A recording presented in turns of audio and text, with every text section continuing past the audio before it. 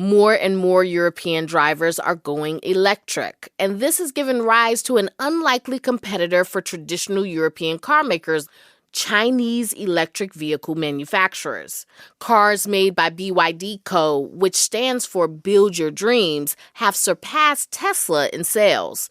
NPR's H.J. Mai reports European car makers are considering this an existential threat. Sjord Jansen is a typical European car buyer.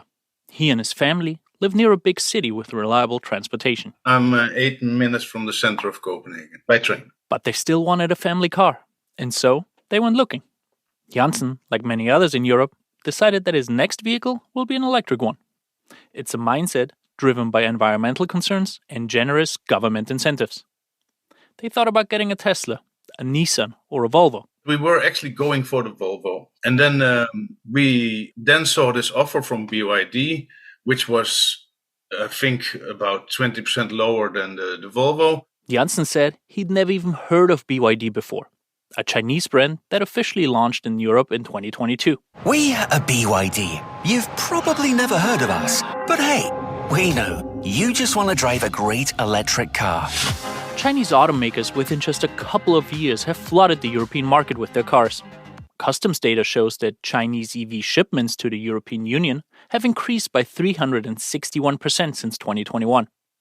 For Jansen, the BYD offer was simply too good to pass up. Not only was the price 20% lower, you also got 8,000 euros in goodies like free charging for 2 years and free tires. So it was hard to resist, to be honest. China has emerged as the world's largest market for EVs, with millions of domestic sales.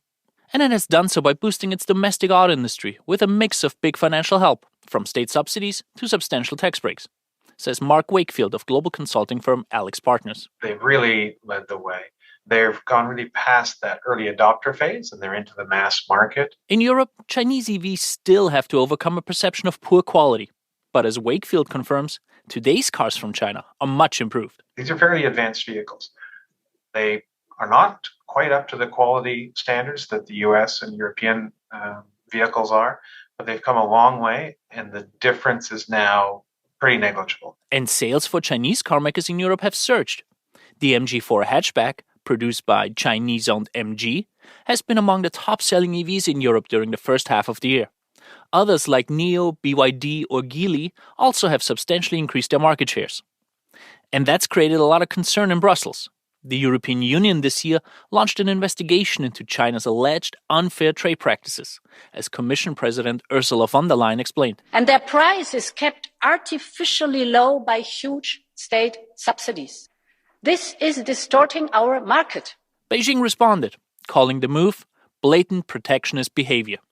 Jansen's message to European automakers is simple: make cheaper cars or lose customers like him. We're in a globalized world, so you cannot really prevent people making cheaper things coming into your country. Of course, you can use protectionism and so, but that's just cheating on your inhabitants, you can say, right? Jansen himself is happy with his purchase, having driven more than 10,000 kilometers in less than 5 months.